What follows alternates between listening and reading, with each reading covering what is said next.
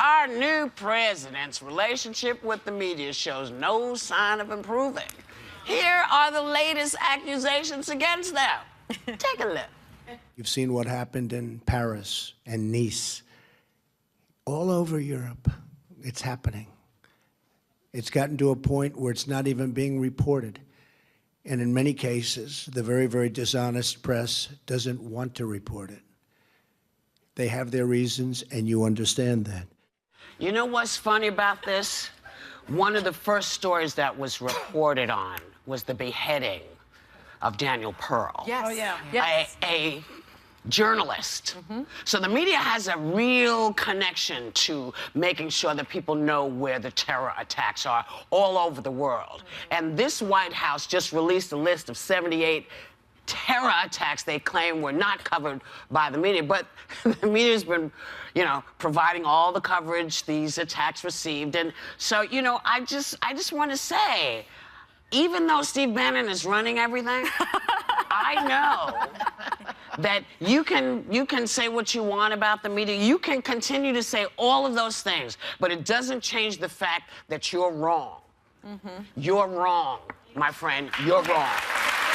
One interesting thing is, as he listed off all the things that were not reported, instantly every detail of each one started to replay because I'd heard so much coverage in a 24/7 news cycle. But I find the timing of this interesting. On a day when the court's deciding about a ban, that his whole ban is based in fear on terrorism, we are getting a highlight reel of every terrorist attack. Every network is defending themselves, saying, what about we did this much coverage, this many people died, what better soundtrack to push through something that really, you have to use fear when it comes to what it's trying to get. And we're hearing once again about not just one attack or two, but all of the ones. But now one word about the attack in Quebec. No. Which was done by a white supremacist against a bunch of Muslims. That he forgot to tweet about it.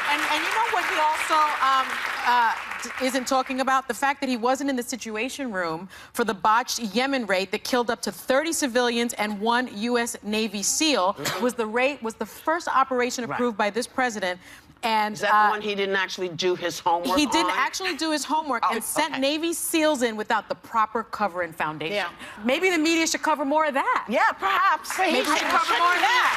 As a what do I call him? As a TV personality, he knows that ratings drive the networks. And you know, there's a saying in news: if it bleeds, it leads. You know that. CNN uses that. If it bleeds, it leads. And when there's a terrorist attack anywhere, that is a big news story. Now he knows that everything is about ratings, and they're not going to avoid that. So this is such a blatant lie that even people who voted for him, I think, could see it. But Sarah's right; it's intentional. I think he won, though. Remember, he won largely based on this media versus us narrative, media versus the people. So I think when he says this, he's speaking to his base, and he feels like he's fulfilling some kind of campaign promise by holding the media, in his mind, accountable.